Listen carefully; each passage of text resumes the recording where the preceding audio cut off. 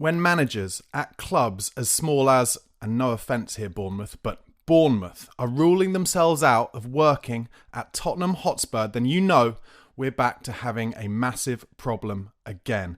Remember the marathon search for a boss the year Nuno ended up coming in? Well, based on reports over the past day or so, it could be yet another long, difficult summer for Spurs if they do indeed pull the trigger on Big Ange Postecoglou. Meanwhile, Cuti Romero is now attracting interest from both sides of Madrid, and to be honest, it's hard to see him suiting anyone better than playing under Diego Simeone. And there's news that Liverpool could be putting together a bid for Sir Harry Kane. How would you feel about him donning that famous red jersey and singing "You'll Never Walk Alone" before games? Let me know in the comments below. All this and more in today's Daily Tottenham Hotspur News. Guys, thank you so much for tuning in. Please do give this video a like. Please do subscribe to the channel if you haven't already and become a member. Only £1 a month for daily content. All the details of how are in the description box below. But let's get started with that news that Iraola, the Bournemouth manager, Andoni Iraola, is expected to reject advances from Spurs in the summer because he is not keen to work with our chairman, Daniel Levy. Iraola is reported to be number one on the list of potential choices to replace Ange Postecoglou if we don't win that Europa League and he is forced out of his job. But I have to say, the idea that a manager from Bournemouth would not be interested in working as manager at Tottenham Hotspur, I think shows just how far we have slipped down the pecking order, but also just how poisonous the reputation of Daniel Levy is within top-level football. Because I think it's fair to say that, for instance, Mauricio Pochettino had a really good working relationship with Daniel Levy, but Antonio Conte threw him under the bus, Jose Mourinho did, and I'm pretty sure Nuno won't be saying good things about him. And the reality is, I think a lot of the press coverage that Daniel Levy gets now, a lot of the coverage from the fans, the change for Tottenham, protests, etc., that will all filter through to players involved in football, managers involved in football. And Iraola probably looks at that and thinks, do I want a piece of that? Let's face it, with Iraola, and people forget this, but his first 6 months at Bournemouth were very difficult, and he was on the verge of getting the sack there because it took him that long, or longer in fact, to really get his style of play into the players, to make them understand what to do in each different situation on the pitch. And I think Iraola will look at it at Spurs and think, would I get 6 months? If I had such a difficult, the same kind of difficult start that I had at Bournemouth, would I get that 6 months under Daniel Levy? Because in reality, Levy is under such pressure from his own fans and from the press that unless Iraola gets off to a good start, Levy would have to look at sacking whoever that next manager is. He's only really stuck with Postecoglou, I think, this time for so long because he's had so much abuse so far. Daniel Levy, that is, since sacking Mourinho the week of a cup final, since letting go of Antonio Conte. The abuse that Levy has got for sacking managers too early from some of the Tottenham fan base means that Levy is sticking with Ange Postecoglou this time, and also, arguably, because Postecoglou makes a good shield for Daniel Levy, because now the fan base are kind of turning on Postecoglou, and that means some of the heat is coming off Daniel Levy. So let me know what you think in the comments about this report that Iraola is not interested in Spurs. He's rejected the idea of joining Tottenham Hotspur. Is that something that you think is permanent? Do you think if he's made that decision now, there's no chance that we could potentially get him in the summer? Deary me, where are we on the list if that is the case? I guess we're going down towards the Thomas Franks and the Marco Silvas. Let me know how you think about that as well. But I have to say, when I saw that report, it was not good reading. I want our club to be the club that managers want to come to. I want them to be excited at the thought of managing in the best stadium in the league. And the reality is, as much as a lot of fans don't want to admit this, we do spend a lot of money on transfers now. Since 2019, since we moved into the stadium, I think we're third on the list on net spend in the Premier League. So there is money to be spent at Spurs. But if managers are thinking that they could not work under Daniel Levy for all those reasons I spoke about before, that is going to be a problem. And I really remember that Nuno summer. I remember listening to Alistair Gold's podcast every week, and he was just getting more and more depressed about the kind of laughing stock that Tottenham had become because managers were just consistently saying no and not interested in joining us. So it's a bit of a worry. Okay, moving on to some transfer news. And yesterday was the first day that Atletico Madrid were reported to be interested in Cuti Romero, as well as Real Madrid, which is the club that I think we all assumed Romero was batting his eyelashes at. Well, Diego Simeone's Atletico Madrid, for a number of reasons, I think are a very realistic potential destination for Christian Romero. Atletico Madrid spend quite a lot of money on transfer fees. Real Madrid have been going down the route of free transfers more over the last few years whilst rebuilding the Bernabeu. Whereas Atletico Madrid have spent a lot of money all the way back to when they bought João Felix, do you remember, for over £100 million. And they do spend a fair bit of money. So they are a club that I imagine would be willing to push the boat out for Christian Romero. Obviously, Diego Simeone, Argentinian as well. And if those of you who are old, if any of you are old enough to remember him as a player, he was an absolute double hard bastard. And he will properly appreciate a player like Cuti Romero, the rough with the smooth of him, his kind of monstrous keen ability to go through people in 50-50 challenges, but also when he gets on the ball, so calm, so composed, and an excellent passer. So that is a link that sounds realistic to me. Now we've got to think about what kind of money would we look to get from Atletico Madrid if we were going to sell them Christian Romero. For me, I cannot see Levy being interested in selling him for anything less than 80 million pounds. I know it sounds like a lot of money, especially for a defender, but he's a World Cup winner, a double Copa America winner, and he is a cut above when it comes to being a complete centre half. There are not many of those about. So I think if we were to get that amount of money, then we can reinvest it again into more kind of exciting young players and ideally some box ready Premier League players as well, the likes of Eza from Palace, Wharton maybe we're interested in, Branthwaite is one we're interested in as well, which I'll be talking about in a second. Then maybe that would be a smart move for both parties. In terms of Branthwaite, apparently Tottenham are towards the top of the list of the clubs battling it out for Jarrad Branthwaite this summer. He has over the last week or two got his agent to start talking to the press about how he was unhappy that he wasn't picked for the England international team and therefore is questioning his future at Goodison Park. It's Tottenham and Manchester United at the top of the list for Branthwaite. And for me, and I've said it before, I'll say it again, I think the reason Tottenham are being consistently linked with top-level defenders like Branthwaite, like Jonathan Tah, who I spoke about yesterday, is because they realise there is a strong likelihood that Romero will be leaving this summer. And for me, I just hope if he does leave, it's with the Europa League trophy under his arm. The other report about Romero and Atletico Madrid is that he is willing to do his part to get out of Tottenham as long as Atletico are willing to make the investment required. That means basically kind of what Romero has been doing already. He made a statement, didn't he, on his Instagram account, I think, about how the board should be spending more money like some of the other Premier League clubs, Manchester City and Chelsea.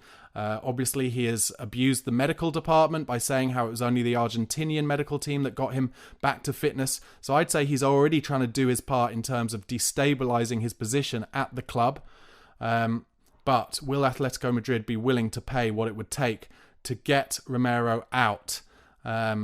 Or Real Madrid, of course. I saw an interesting X message on social media earlier. Someone saying it's a bit of a sorry state of affairs, the idea that your vice-captain would move from your club that has, I think, £200 million a year more revenue than the club he's going to move to.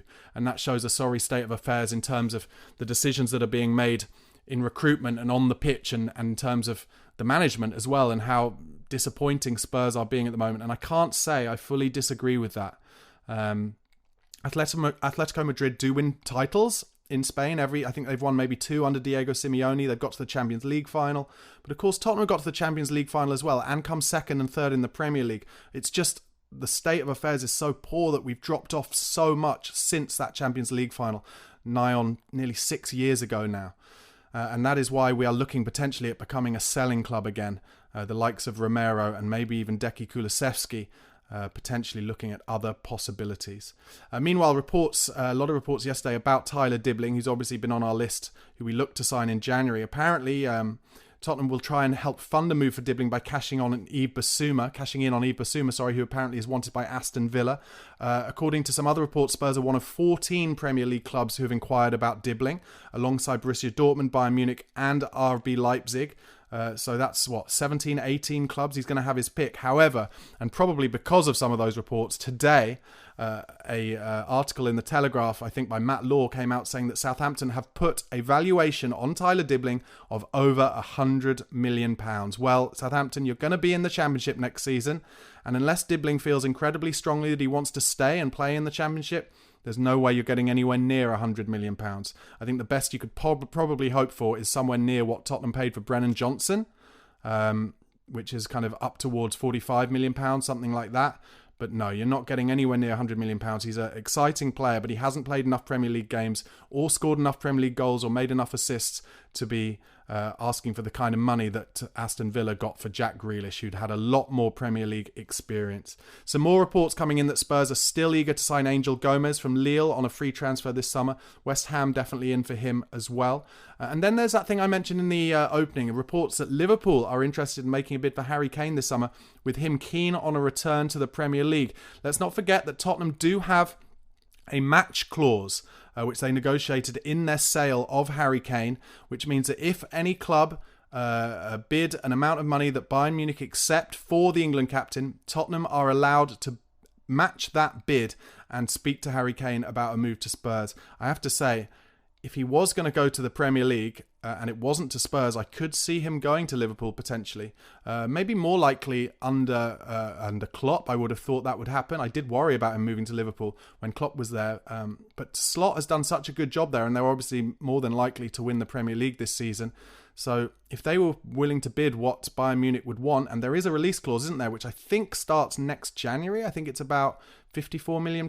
If Liverpool were willing to bid that, that would then be a difficult decision for Kane, because you would think Daniel Levy surely would try and match that bid, and then Kane would have to choose between Liverpool and Spurs, and he would, I'm sure, want to choose Liverpool, but he would probably be a little nervous about ruining his legacy at Spurs. I mean, look, tell me what you think in the comments, but I, for one, I wouldn't, belittle Harry Kane's want to win English trophies.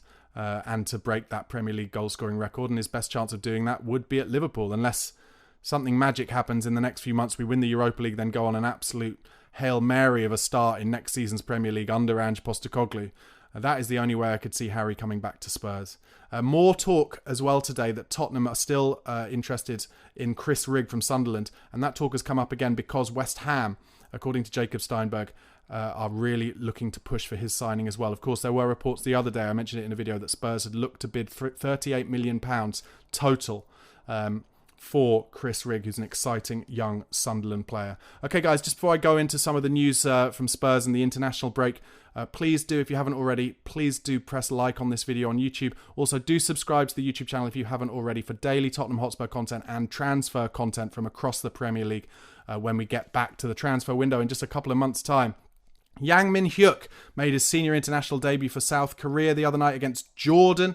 Still only 18 years old. He came on at half-time as they battled out a 1-1 draw, and Sonny got an assist in that game as well. I'm sure you've seen this on social media. Matthias Tell got a brace for the French under-21s. That was really exciting to see those goals from Matthias Tell, actually, because he looked confident, cutting in off the left-hand side. Very similar skills in terms of how he wants to finish from the left-hand side as Sonny, cutting in onto their right foot and trying to bend it into the far corner. I hope that confident comes into his play as we go into the Premier League again a week on Thursday when we play Chelsea away. It would be so good if we could get Tell firing for then. Also, Wilson Odobert had a really good international break for the French under-21s as well. Archie Gray also played for England, starting for them in their 4-2 win over Portugal. And he seemed to play well. Yves Bissouma completed 90 minutes for Mali. Dominic Solanke, of course, I'm sure you saw, was an unused substitute for England once again. But Dane Scarlett came off the bench to play half an hour for the England under-20 elite squad. Meanwhile, Jamie Donnelly on loan at Leyton Orient, of course, he made his first senior start for Northern Ireland. Pat Matassar scored for Senegal, and Wales rescued a late point in World Cup qualifying with Brennan Johnson playing there. I've seen some abuse of Brennan Johnson from Welsh fans as well. He's really not full of confidence at the moment. But Jamie Donnelly did complete 90 minutes for Northern Ireland, which is impressive for him. Meanwhile, the Croatia manager Zlatko Dalic has made some exciting quotes about our young defender Luka Vuskovic, who of course is on loan at Westerlo at the moment, coming into Spurs in the summer. Such a young boy. But Dalic says that he is under consideration for Croatia's next squad following his team's defeat to France in the Nations League. Dalic told the media, "It's too early. We're still thinking by the game with France. We have 3 months to prepare these things. But Vuskovic is definitely a player we're focusing on." So that's pretty exciting news for such a young player to be breaking in potentially to the Croatian national team even before he comes to Spurs. And then I want to end with just the news, the sad news, but Jan Vertonghen will be joining Toby Alderweireld in retiring from football this summer. Jan and Toby, the best centre-back partnership at Tottenham in my memory lifetime, by which I mean my time remembering supporting Spurs. Toby Alderweireld was an inspired signing when we brought him in to partner Jan Vertonghen, but Vertonghen was really the Rolls Royce who we got in from Ajax even before Pochettino came in. Super Jan, amazing celebration when he scored goals, absolutely cultured on the ball. What a left foot. Used to love playing it in between the lines into defence, sometimes going on to get a 1-2 going with that and scoring some goals. You remember that one away at Swansea? And he was just an absolute stalwart in that Pochettino team in that era. And I think actually we let him go too early. The same with Alderweireld. I think we pushed them out too early. Vertonghen had had a long concussion, which he'd struggled with. And actually I think they both got into some decent form in their future at their future clubs after leaving Spurs. But he still tweets about Spurs all the time, Jan Vertonghen, 37 years old now and due a well and fulfilling retirement. You could see Super Jan becoming a manager, very intelligent player, and who knows, maybe a future Spurs manager. Okay guys, thank you so much for watching today's daily Tottenham news. Like I said, please do like this video if you haven't already. Press subscribe for daily Tottenham news as well as transfer talk as we get closer to that window, and also come and find me on the audio podcast platforms, be that Spotify or Apple Podcast. Just type in the Spurred On podcast and give me a subscribe or a follow there. Enjoy your evening. Cheers guys, goodbye.